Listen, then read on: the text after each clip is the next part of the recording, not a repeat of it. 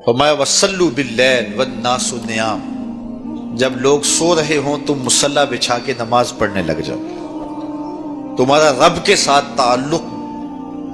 اس قدر مضبوط ہونا چاہیے کہ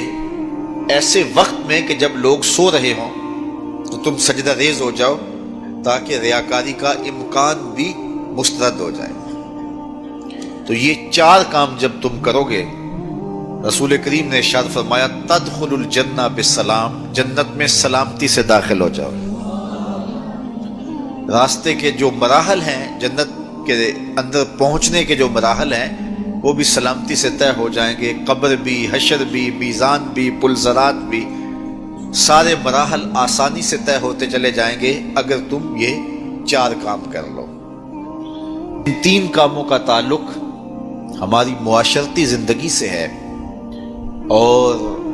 رات کی تنہائیوں میں مصلی بچھا کے نماز پڑھنا، اس کا تعلق جو ہے وہ ہماری نجی زندگی سے ہے، اور وہ جتنی تنہائی میں ہو اس قدر ہی اللہ کی رحمتیں زیادہ اترتی ہیں۔ دکھلاوے کی نمازیں اللہ قبول نہیں کرتا۔ قرآن مجید میں سورہ ماعون کے اندر ارشاد فرمایا سو خرابی ہے ان نمازیوں کے لیے جو اپنی نمازوں سے غافل ہیں اور لوگوں کو برتنے کی چیزیں بھی نہیں دیتے، معمولی چیزیں جو ایک دوسرے کو ہم عاریتاً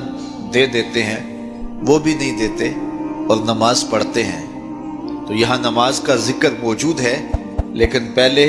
ہماری معاشرتی اصلاح ہونی چاہیے۔ ان تین چیزوں کا خاص طور پہ ذکر کیا گیا کہ تم سلام کو پھیلاؤ، تم صلہ رحمی کرو،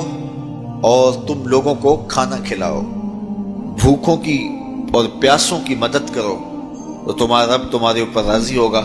اور پھر رات کی تنہائی میں تم اللہ کے حضور مصلی بچھا کے نوافل ادا کرو۔ ایک روایت میں آتا ہے کہ جب کوئی شخص رات کی تنہائی میں اٹھتا ہے اور اپنی بیوی کو اٹھاتا ہے، وہ نہیں اٹھتی، خیر یہ وضو کرنے چلا جاتا ہے تو واپس آتے ہوئے چلو میں تھوڑا سا پانی لے آتا ہے،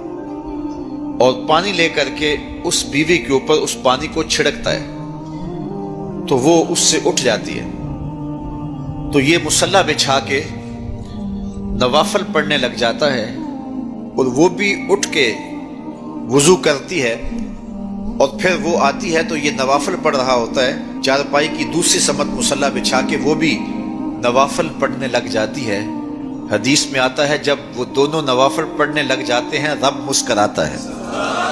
اپنی شان کے مطابق رب مسکراتا ہے کہ میرے بندے کس طرح مخلوق سے چھپ کے میرے حضور سجدہ ریز ہیں۔